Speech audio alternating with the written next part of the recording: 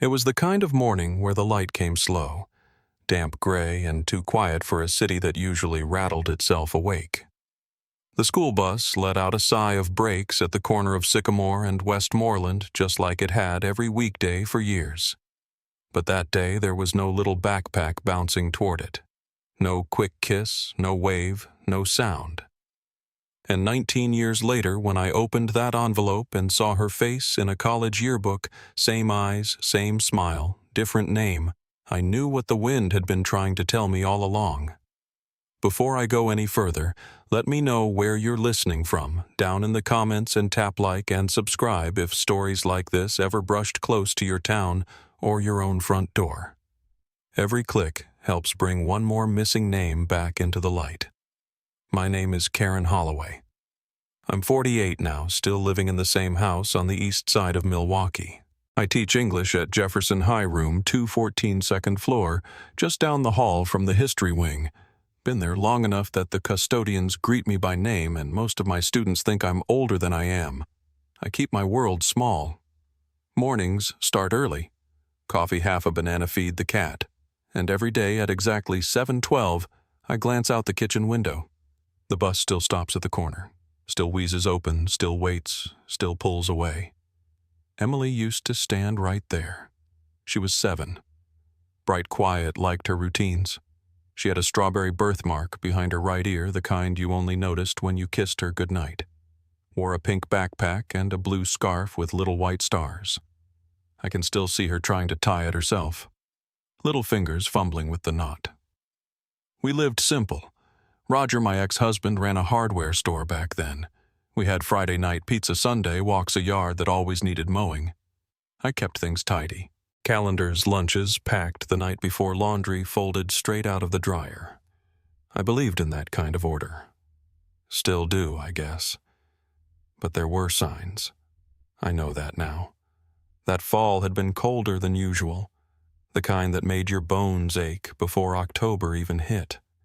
I'd started noticing strange cars on the street. Nothing sinister, just ones I didn't recognize.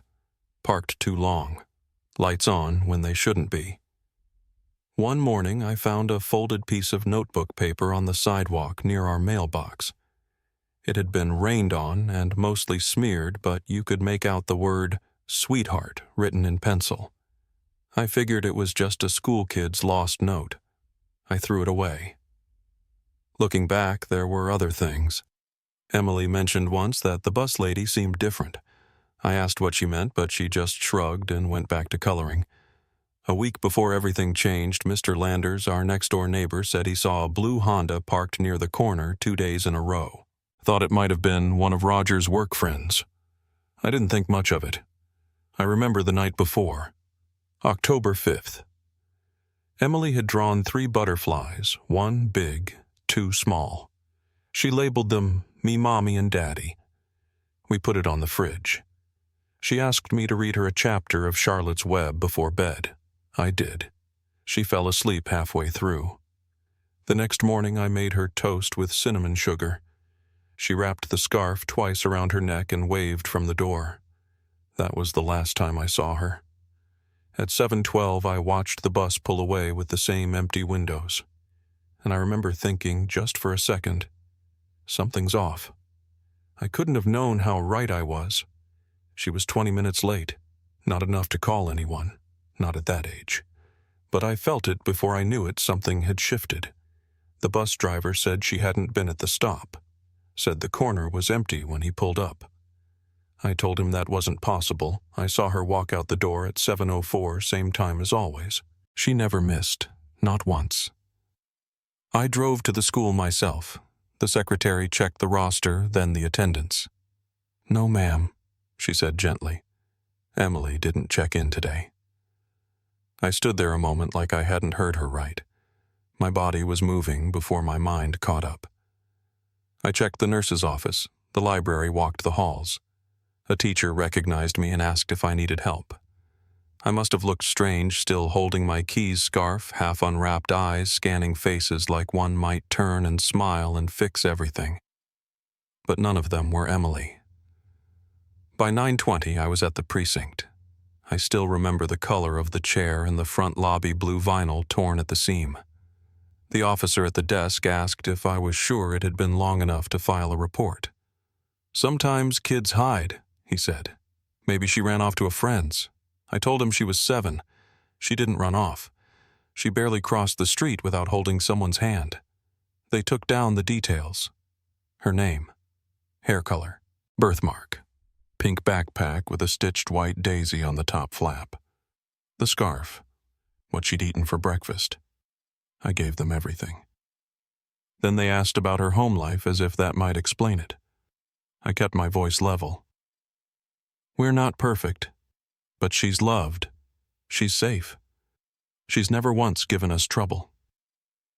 They nodded, but I could see it in their eyes. That look people get when they think something must have gone wrong inside your house. Roger showed up around 10. Someone from the station had called him at work. He still had his apron on from the hardware store.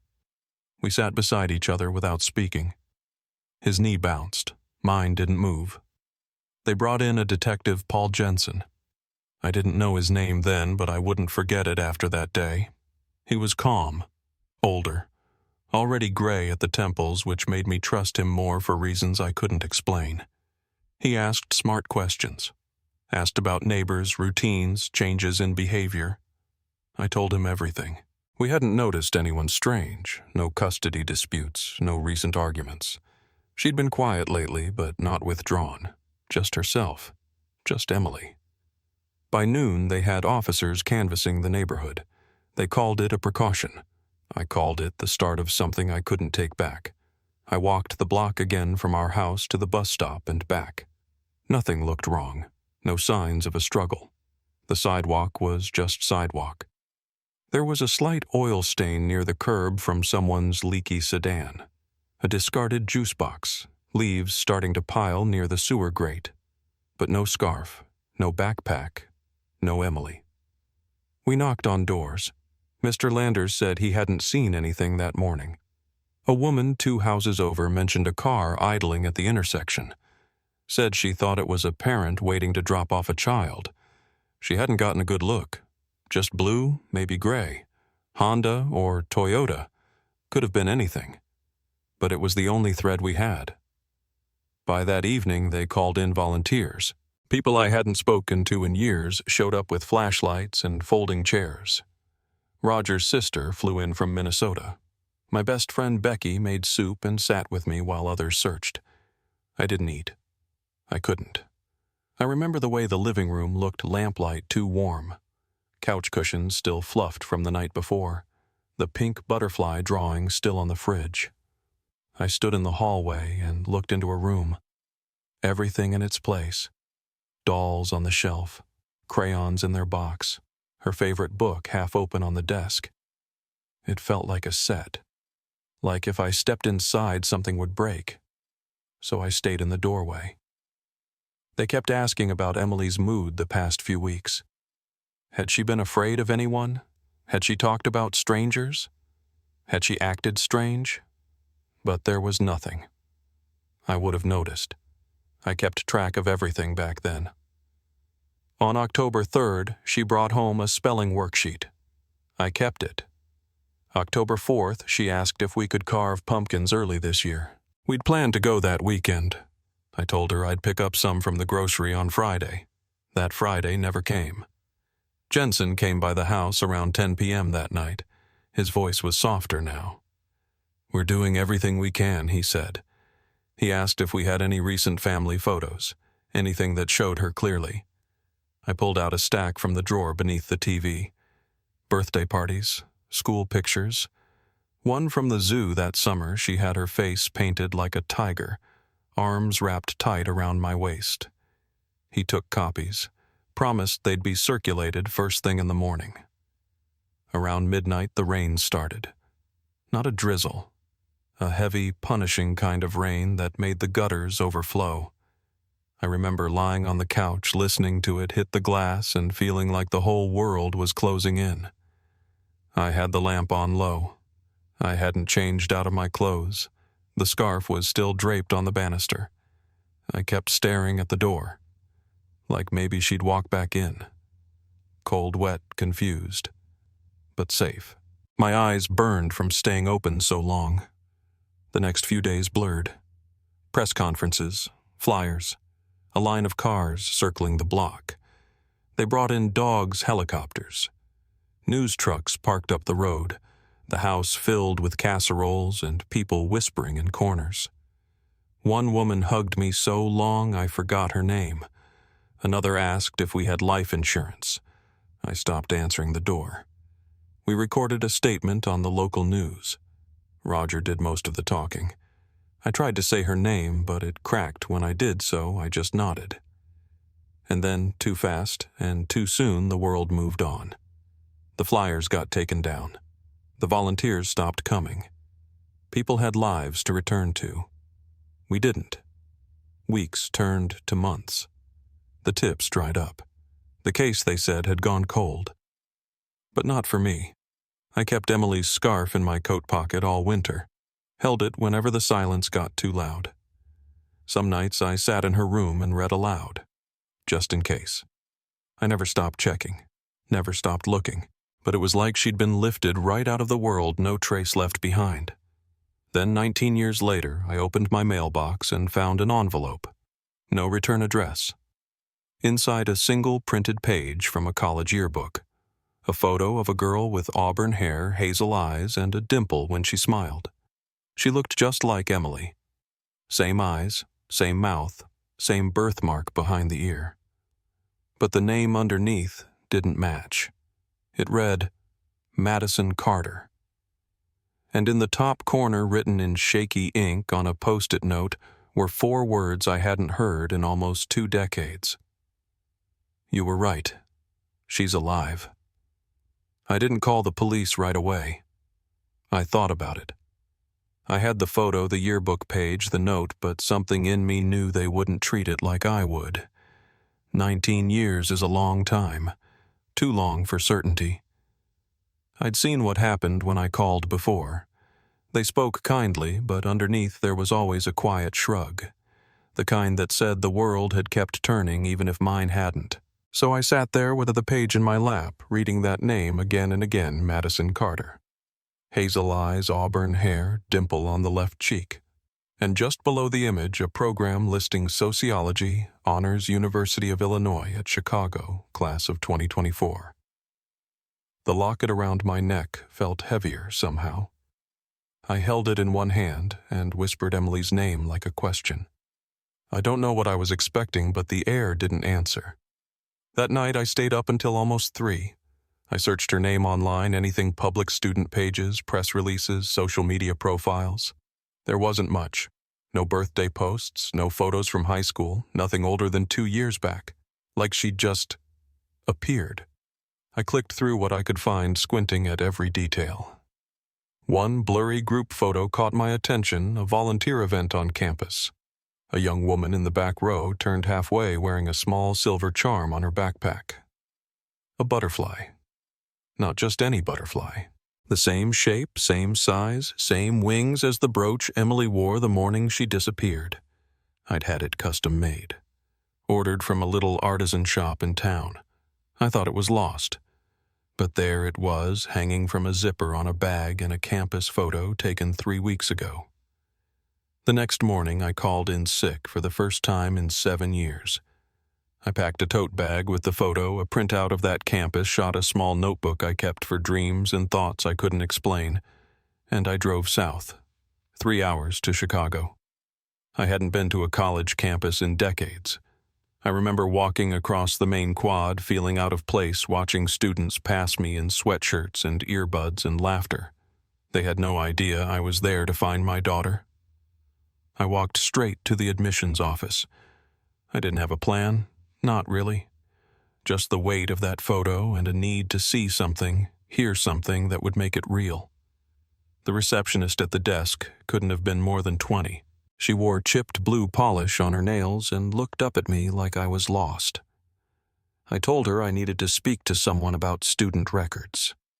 She gave a tight smile and said they didn't release personal information without documentation.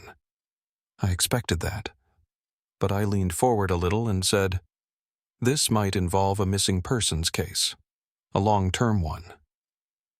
That changed her posture. She made a call, then waved me toward a back hallway. I was led to a small office with windows facing the parking lot. A woman introduced herself as Dr. Leona Vasquez, head of student affairs. Early 60s firm, handshake eyes that had seen a lot. I handed her the photo without saying anything. She looked at it for a long time, then nodded. "Yes," she said. "That's Madison Carter. Sociology. Transferred here sophomore year. I asked if she had any family on record." She hesitated. She listed a guardian, Linda Carter. Signed enrollment papers remotely. We've never met her in person. That name stuck. I asked if Madison ever talked about her parents. Dr. Vasquez shook her head. Not once. Always said she didn't remember much before age 10. Seemed bright but quiet. Kept to herself. She leaned back then, her voice a little lower. "I can't give you access to her file, but I'll tell you this something about her background always felt incomplete." After I left the office, I sat in a small cafe across the street and ordered a cup of tea I didn't touch. I stared at the photo again, then down at the name written below it. Madison. It didn't feel like a name she chose. It felt assigned. Built. I opened my notebook and jotted down dates. Emily disappeared October 6th, 2005. Madison enrolled October 6, 2020. 15 years to the day. I circled it twice. Coincidence or ritual? Either way, it wasn't an accident. 3 days later, another envelope arrived on my doorstep. No return address. Inside was a cassette tape. No label, no note. Just the letters M faded on the spine. I hadn't used a tape player in years. I found the old one in the attic, dusted it off, held my breath. It took a few tries, but it played. Static first, then a voice. A girl's voice, faint and trembling. "Mommy, I'm scared." The lady said not to talk loud. She said you wouldn't come. "But I know you will. I know you." Then nothing. Just the whir of empty tape. I sat on the floor holding that recorder like it might breathe. I played it again. Then again. I knew that voice. Every note, every crack. Whether it was real or someone meant it to sound like her, it was Emily. Or someone who had known her long enough to mimic her at 7 years old. I sent a copy to the Milwaukee police. The officer who took the report called 2 days later and said they couldn't verify anything. No proof of identity, he said. No known origin. Could be a hoax. I thanked him anyway and hung up without saying more. That night I opened the folder I'd built, every image, every printout, every note, and added the tape. I stared at the yearbook page again. Then I printed a class schedule and highlighted 3 other names listed near Madison's. I didn't know what I was looking for, but I knew I needed someone else to see what I saw. On Thursday afternoon, I stood just outside the sociology building. I'd learned she had a class that ended at 200. I waited by the steps behind the row of concrete planters. The sun was warm, but the wind was sharp. I kept one hand in my pocket, clutching the older butterfly brooch. At 2:05, the doors opened. Students filtered out in waves. And then there she was. Denim jacket, auburn hair pulled back in a loose braid, backpack with the butterfly charm swinging at her side. She smiled at someone earphones in, then turned and started walking down the path. My feet moved before I decided to. But when she passed, her eyes flicked over me like I was no one.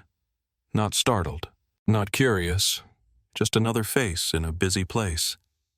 I didn't speak. I couldn't. I watched her walk away until the crowd swallowed her up. Then I sat on a bench and stared down at the charm. That's when I saw it. On the edge just beneath the left wing was a small dent. A scratch, I remembered. Emily had dropped the original brooch on pavement once outside a gas station. I'd been upset. She'd cried. I kept it anyway. It was still in her jewelry box up in the attic, and now somehow the same mark was on this one. That night I took out both. Hers, the original, tarnished but intact, and the one from the photo printed and enlarged. The scratch matched exactly. Same angle, same depth. It wasn't a replica. It was the same brooch, but I still had the original. So how could she have it too? I kept both brooches on my kitchen table for over an hour, one real and tarnished one caught forever in a grainy printout.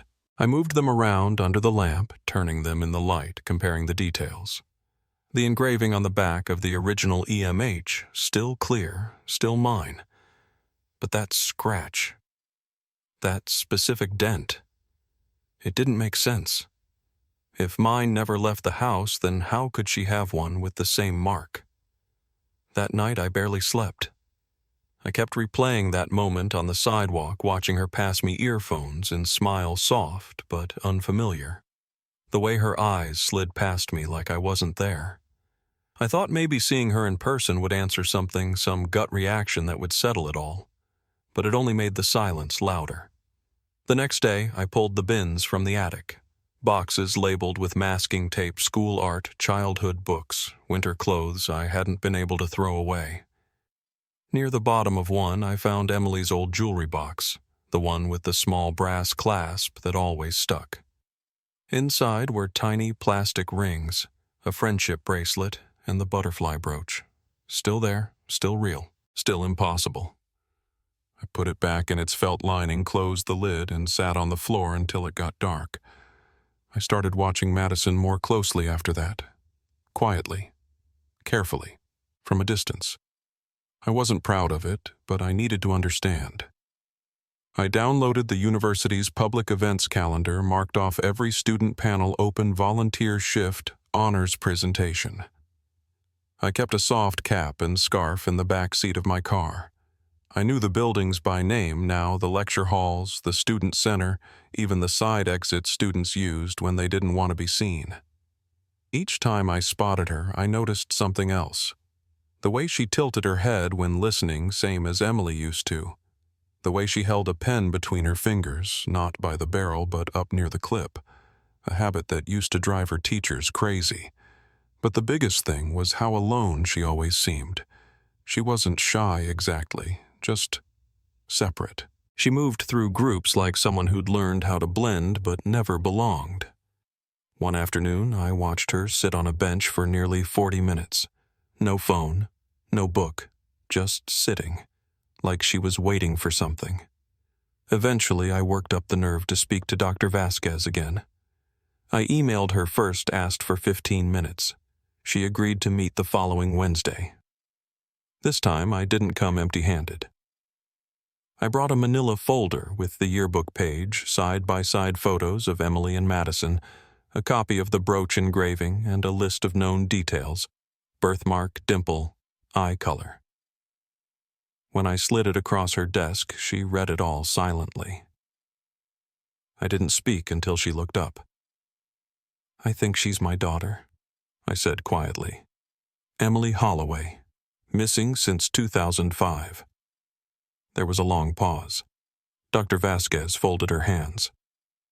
"I can't make any legal confirmations," she said, "but I can tell you this much. We've always had questions." She opened a drawer, pulled out a plain envelope. Her transfer file was thin. Arrived sophomore year. Prior records inconsistent.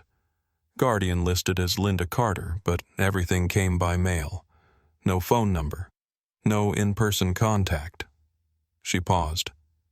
"I've never met anyone claiming to be family." I asked if Madison had ever talked about her past. She shook her head. Just said she was adopted late. No details, no stories. It was like she'd dropped into the world fully formed. I left campus that day with more questions than I came with. I started writing everything down. Not just facts, but memories. I kept a separate notebook beside my bed. In it, I listed all the dreams I'd had over the years, the strange coincidences, the moments that didn't make sense. I made columns for dates, locations, names. I highlighted patterns. That's when I noticed it. The dates. Emily disappeared October 6, 2005. Madison enrolled at the university October 6, 2020. Exactly 15 years. Not a day off. I circled it 3 times. That same night I received another package, left at my front door. No postage, no return label, just a cassette. I didn't need to guess. I played it on the same old machine from before. The tape clicked softly, then static, then the same voice. The lady said not to ask questions, the girl whispered. But I remember the red backpack. I remember the rain. I remember the song. Then a quiet hum. Something simple. Familiar. My throat closed.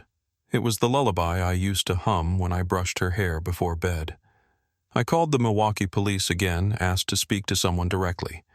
I sent the tape, emailed the audio file, logged everything. The response was curt this time. We cannot verify the voice. No authentication. No actionable evidence.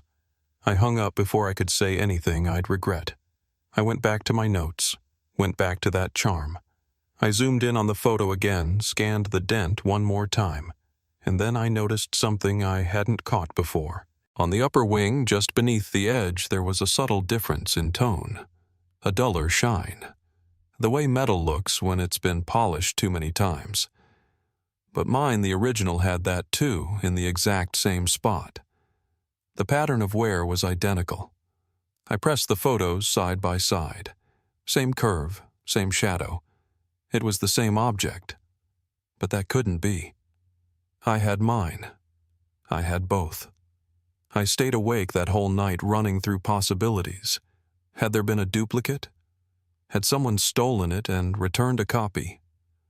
None of it made sense. Around 2 a.m., I started digging into the student records again. Not legally. I knew someone, an old colleague's nephew, who worked in data support for a nearby school. He showed me how to look up archived entries, cached documents, linked file trails.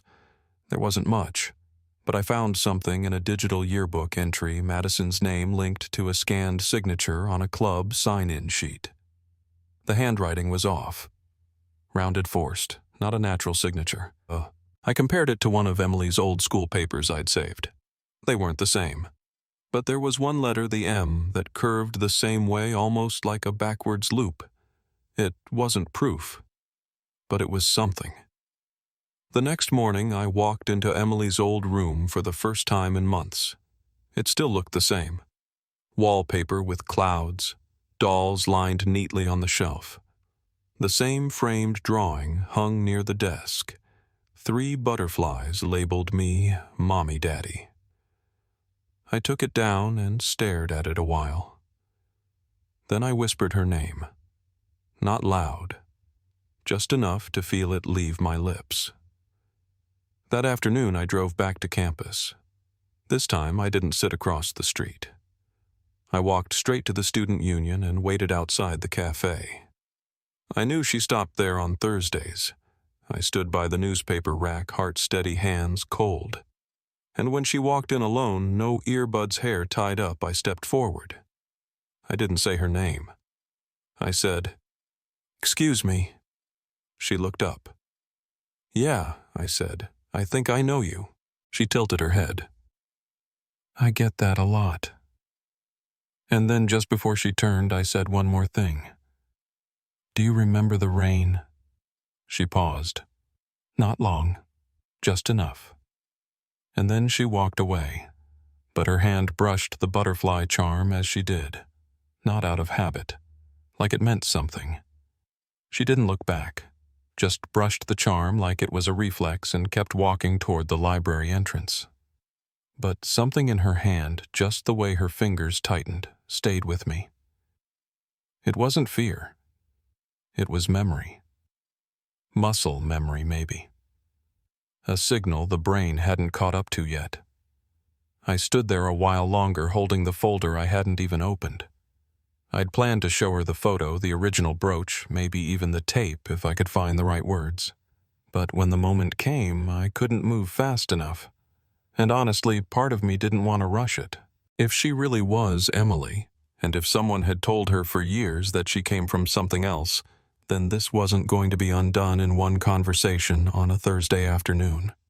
I went home and pulled the attic bin down again, The brooch was still there, just as it always had been. Worn, scratched, familiar. I set it beside the printed photo I'd been carrying in my purse. It was time to stop guessing. I needed someone who had known the case from the start, someone who might still care. I hadn't spoken to Detective Jensen in over a decade. I found his name in an old folder tucked behind Emily's school records back when I used to keep everything in labeled envelopes. Paul Jensen. Retired. Last known address outside of Rhinelander. I called the number expecting voicemail or nothing at all, but he picked up. His voice was slower than I remembered, but steady. When I said my name, he didn't pause. "I've been waiting for this call," he said. The next morning I made the drive north. His condo was small, quiet, with potted plants on the railing and an old rocking chair near the window. He walked with a cane now, and when he opened the door I saw the wear in his shoulders, but his eyes were the same, focused, deliberate. We sat at his kitchen table, no TV on, no music. Just a kettle steaming and the soft ticking of a wall clock. I laid out everything. The photo, the class listing, the charm, the recordings, the timeline. He didn't interrupt, just studied each item like it might crack open something hidden. When he saw the brooch, he paused.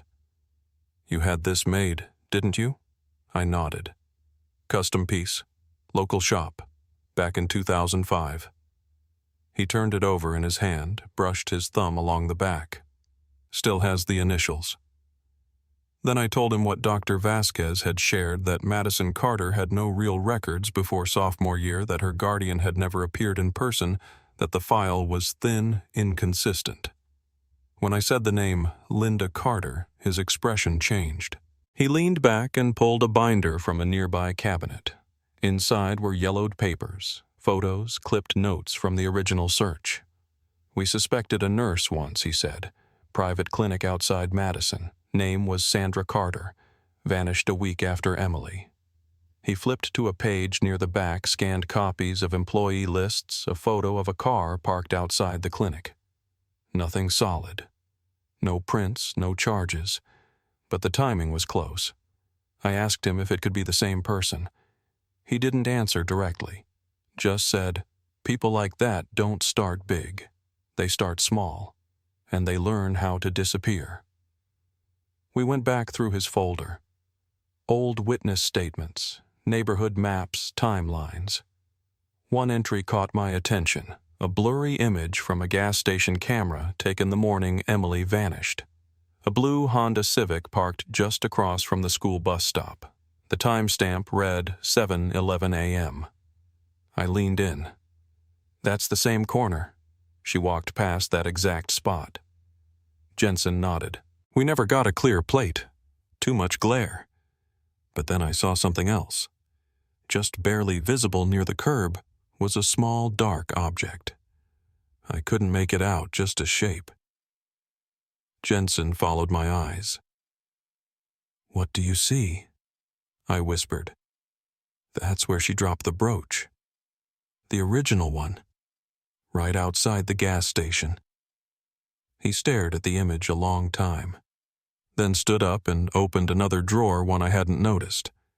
Inside was a folded paper with a rural address in Indiana. "We got this tip in 2012, he said. Anonymous. Said to check a property tied to a Jane Doe placement. I asked if he ever followed up. He shook his head. We didn't have the resources, and honestly by then the file was cold. But I kept it. We drove there the next morning. An old farmhouse near the edge of a collapsed fence line.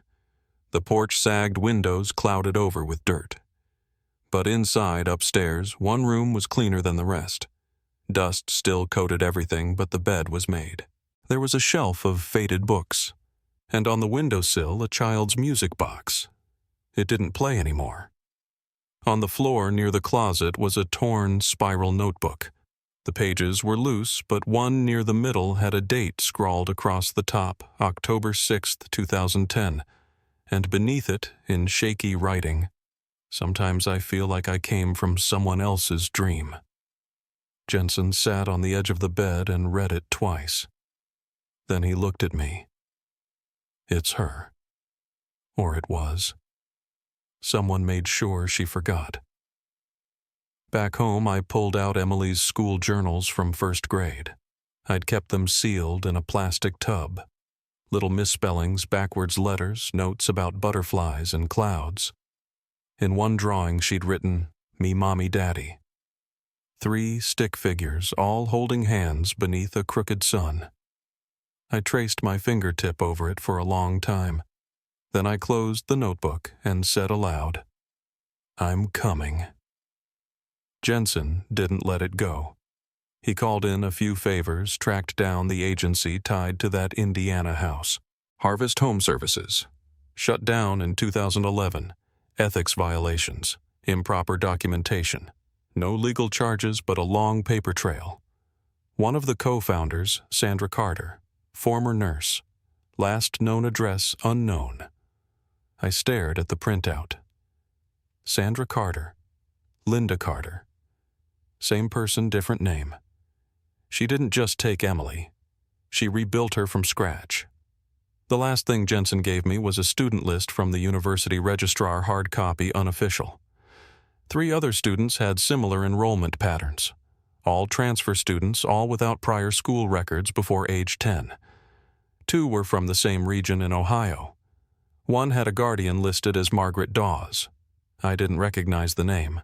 Yet. But Jensen circled it. She's not a student. She's staff. Works archives. My stomach dropped. Archives, the same building where Madison's file had been stored. He looked at me then, serious. "You ready to break a few rules?" I didn't answer. I just picked up the file, and we made a plan. The plan was simple but not safe. Jensen and I agreed on one thing we couldn't wait. Whatever Madison had been told, however they'd raised her, someone had gone to great lengths to erase a life. And if they'd done it once, they could do it again. The archive building closed at 10. According to the campus map, the side entrance near the freight elevator didn't lock from the inside. I watched it for 3 nights in a row, same routine. One staff member stayed late, lights off by 9:45, parking lot empty by 10:05. I memorized her walk, the way she paused to lock the outer doors. I checked for cameras, counted steps. I kept the old butterfly brooch in my coat pocket like a compass, as if it might pull me toward the truth. It was colder than I expected that night. The kind of cold that crept through seams in your sleeves and settled against the skin. I wore dark jeans, gloves, a hat that covered most of my face. I left my car in the faculty lot and walked 2 blocks in. My heart wasn't racing, not the way I thought it would.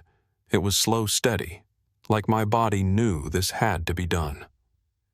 I slipped in behind the building just after Margaret Dawes, the woman from Jensen's file, stepped out. I waited until her taillights disappeared down the hill. Then I pushed the door open and stepped into the dark. The inside smelled like paper and rust. There was a hum from the central air that didn't match the stillness of the hall. I'd memorized the layout, 2nd floor, room 214B, student file overflow. I climbed the stairs slow, listening between each step. I didn't use a flashlight. The emergency lights along the baseboards were just enough. At the top, I paused by the door. I expected some kind of code or keypad. There wasn't one. Just a standard lock easily bypassed with the flat edge of a plastic card. I'd practiced at home on my hallway closet. It worked on the 3rd try.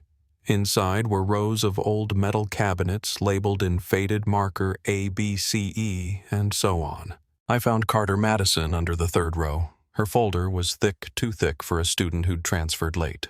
Inside were 2 birth certificates, both different. One from Illinois, one from Oregon. Vaccination records with mismatched clinic stamps. A letter of guardianship from Linda Carter, signed in 2016 but notarized by someone whose credentials had expired in 2014. It wasn't just inconsistent. It was built wrong. Manufactured. At the back of the file was a form I'd never seen before, issued by a private foster agency in Ohio. I read it twice to be sure. It referenced a female minor approximate age 12, no fingerprints on record, no prior history labeled Jane Doe. Date, October 2010. The notes said she was delivered to a verified guardian at a rural address. I didn't need to look it up. I already knew it was the house Jensen and I had visited. I sat on the floor and tried to breathe. I don't know how long I stayed like that, just staring at the last page. This was her. She hadn't just been taken, she'd been erased, given a new name, a new life, no record of what came before, no family, no home, no mother. I folded the page carefully and placed it into the manila folder I'd brought with me. I took nothing else. The brooch was still in my pocket. My fingers wrapped around it tight as I stepped back into the hallway. The walk out felt longer. Every sound echoed. I didn't hear footsteps, but I kept thinking I might. I made it out the side door, down the service steps, back through the lot. My hands shook when I turned the ignition key. The next morning, I met Jensen at a diner just off the highway. He read the page in silence, jaw tight, eyes low. When he finally spoke, his voice was hoarse. They didn't just move her. They scrubbed her clean. He flipped back to the top. Harvest Home Services. That's our key. He leaned back in the booth and rubbed his eyes. We always thought it was a one-off, a single act. But this is infrastructure. This is designed. Back at home, I didn't go inside right away. I sat in the car and watched the leaves blow across the driveway. For a minute, I felt like I was watching someone else's life. A woman who still lived in the same house, still kept a child's bedroom untouched, still whispered bedtime stories to an empty room. I closed my eyes and said her name. Not Madison. Emily. My daughter. The next day, I went back to campus. I didn't hide this time. I waited outside the sociology building until her class let out. When she stepped through the doors, I moved forward slow. I said her name, Madison, and she turned. Yes. Her voice was even, polite. She didn't recognize me. I asked her gently if she remembered anything from before she was 10, if there were pieces that didn't add up. She hesitated. Said she was adopted late. Said her aunt raised her after her parents died in a crash. That's what she'd always been told. But then she added something else. I don't remember it. Not really, just sounds. Dreams. I asked what kind of dreams. She paused, glanced over my shoulder. Rain, she said. Sometimes a red backpack. But I don't know why. I reached into my tote and pulled out the brooch. Not the photo. The real one. She stared at it, then at the one clipped to her own zipper. Her hand moved up instinctively. 2 identical charms, one worn, one newer, both impossibly real. Her voice dropped to a whisper. I don't understand. I said nothing at first. Then carefully I told her, You wore this the day you disappeared. It was made for you, engraved with your initials. She didn't move. My aunt gave me this, she said. She told me it was a gift from when I was young. I asked if she ever saw a birth certificate, medical files, anything that proved her story. She blinked. No. I guess not. She looked down again. Her voice was quiet. What are you saying? I said I think you're my daughter. Your name is Emily. You went missing when you were 7. You were never found because they buried your past. She didn't scream. She didn't run. She just stood there. For 10, maybe 12 seconds. Completely still. Then she said, I need time. I nodded. Of course. She turned and walked away slowly, like her legs didn't quite trust the ground beneath them. She didn't look back. That night, I didn't sleep. I played the old tapes again, watched home videos, held the brooch between my palms like it was a question. And then, just before dawn, I got a message. No name, just an address. It was Jensen's, and she was already there. She was already sitting on the porch when I pulled up, jacket zipped to her chin, backpack at her feet, one hand wrapped around a paper cup that had long gone cold. Her eyes didn't meet mine at first. They stayed fixed on the railing like she was still deciding something. Jensen stepped out before I could say a word. He didn't look surprised, just gave a quiet nod and held the door open for both of us. We didn't talk in the hallway. Inside, he'd made tea. Nothing fancy, just bagged black tea in chipped ceramic mugs. He handed one to her, then one to me, and sat down across from us at the kitchen table like we were about to go over insurance papers. No drama, just gravity. After a long silence, she spoke. "I don't know what's real anymore," she said, almost whispering. Jensen didn't ask questions. He just said, "You came. That counts for something." For the next 2 hours, we showed her everything. The photo, the notarization gaps, the transfer records, the brooch, both of them side by side. I watched her hands as we went through it. She never pulled away, never got up, but she kept turning her cup slowly between her palms over and over like she was trying to work something out through her fingers. Jensen explained the Harvest Home link, the file, the timeline. I explained how long I had looked, how I had never stopped. She didn't cry. Neither did I, but I could see her blinking harder more often.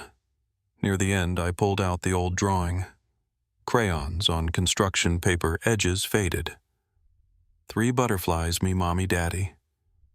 She stared at it for a long time before finally saying, "I used to draw that." I didn't know why. I told her, "You remembered, even when they said you couldn't." She stayed the night at a nearby motel. Texted me when she got there. Said she wasn't ready to come home, but she wasn't going back to Linda either. I told her that was enough. The next morning, we went to the precinct. Jensen pulled what strings he could, and we gave a full statement. The officers listened, asked questions, took the evidence. The file was reopened officially. Sandra Carter, a.k.a. Linda, was found 3 days later in a small neighborhood outside Des Moines. She was using the name Diane Larson. When they showed up at her door, she didn't run, didn't resist. But her version of the story was different. She claimed she hadn't taken Emily herself. She said someone contacted her in 2005, someone already inside the foster system, told her a child had been found, unidentified, would never be claimed.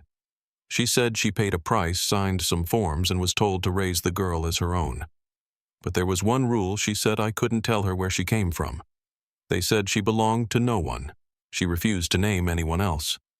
But as the agents were packing up, she turned to one and said, "Check the school files." The counselor he knew.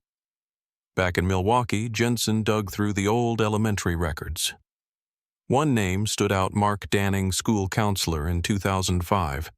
No red flags at the time, no official accusations. But Jensen found a sealed complaint buried deep in the district archives, filed by a substitute teacher never followed up. It claimed Danning had withdrawn a student who didn't exist. False transfer papers. The details were vague. But then Jensen found the form dated October 6, 2005. Withdrawal of Emily Holloway. Signed by Danning. Countersigned by Sandra Carter. I held the paper in my hands and felt the weight of it settle into my chest.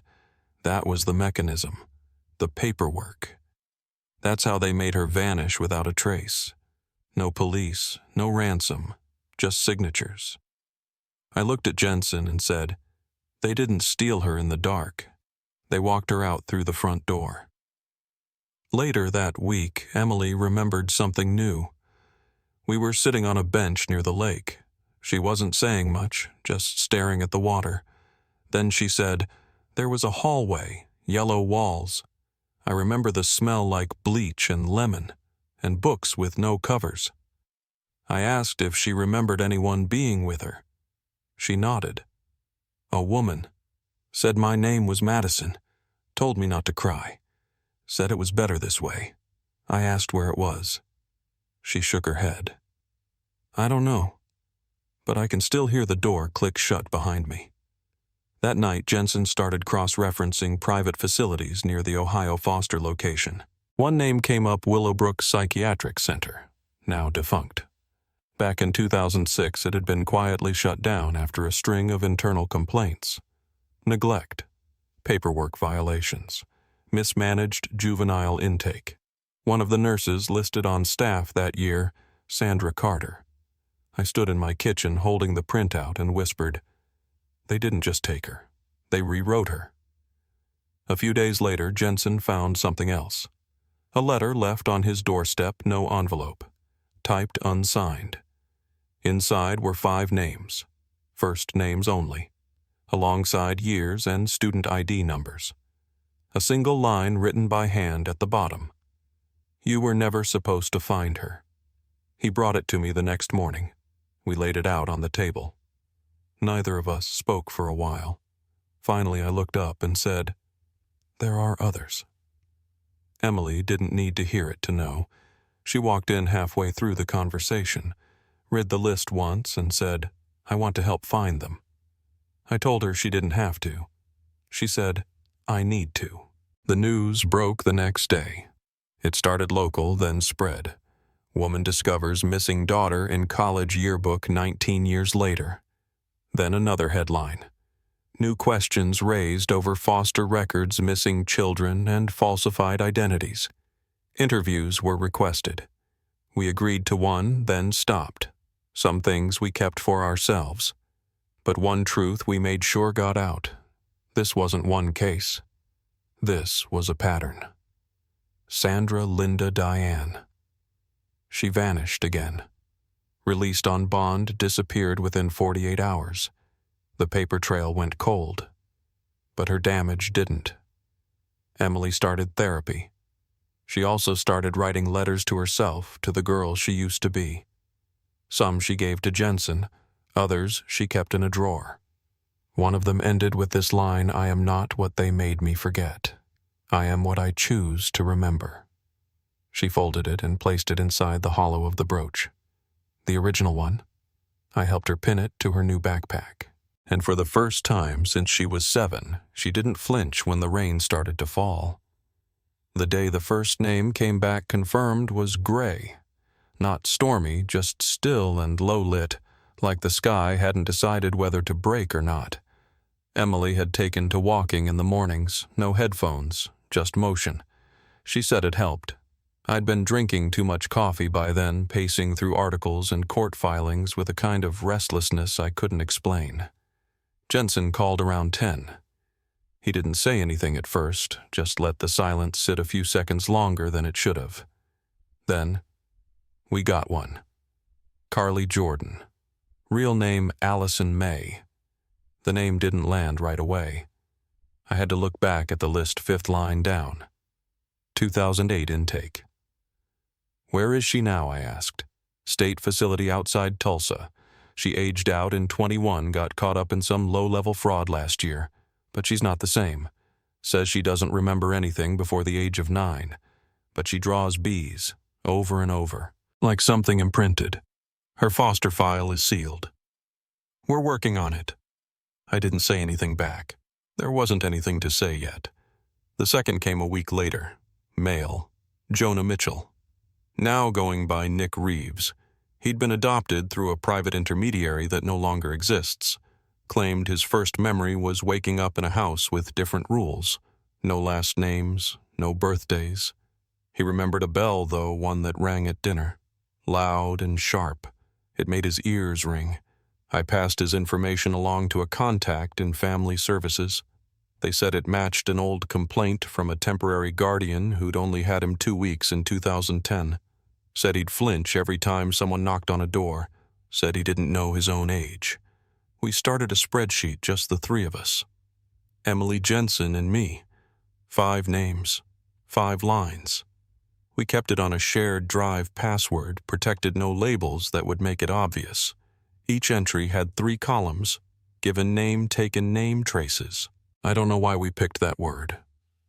Traces. But it stuck. Traces became our shorthand for the parts that survived the patterns, the dreams, the things they couldn't scrub out. Emily's was butterflies. Carly's was bees. Jonah's was bells. The list was growing, even if the confirmations were slow. By then, media had started pulling away. Other cases, new outrages. The noise moved on. But something else was happening too quietly. A detective from Arizona reached out about a case from 2004. Said he couldn't go into detail, but he'd seen the photo from the article and wanted to know if we had access to records from a school called Fair Hollow in Ohio. We didn't, but I gave him what we had. A week later, he sent back a scanned form standard transfer paperwork. Same formatting as Emily's, same faint typeface. Different counselor signature, though. This one said D. Harlan. That was new. Jensen tracked it. Harlan was real, still living in Akron, retired, no criminal record. But when Jensen paid him a visit, the man didn't act confused. He didn't ask why he was being asked about 2004 paperwork. He just said, I only signed what they told me to. That was all. Jensen said his hands were shaking the whole time. We added the case to the folder, flagged it. Another possible. Another missing name. Emily had started painting again. At first, it was just color blocks, but eventually figures started to appear.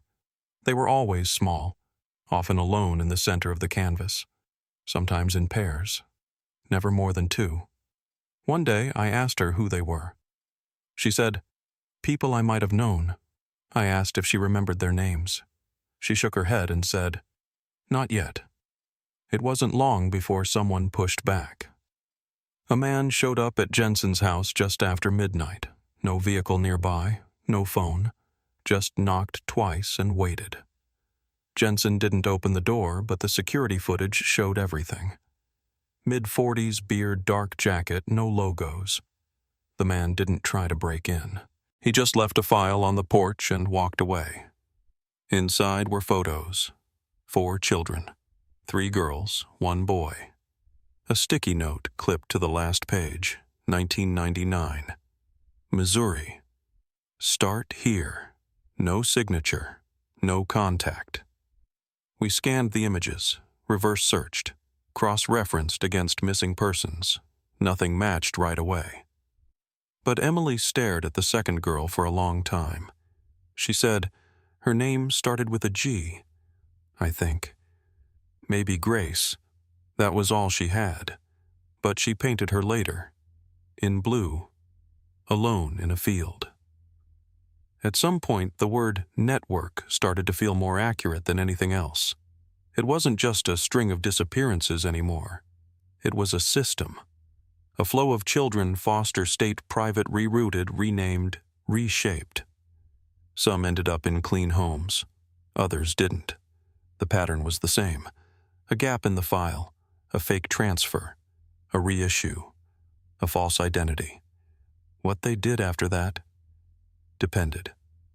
We tried going public again, a podcast interview, a short documentary. Some attention, but not much traction. People wanted easy answers. A villain in a basement, a rescue scene.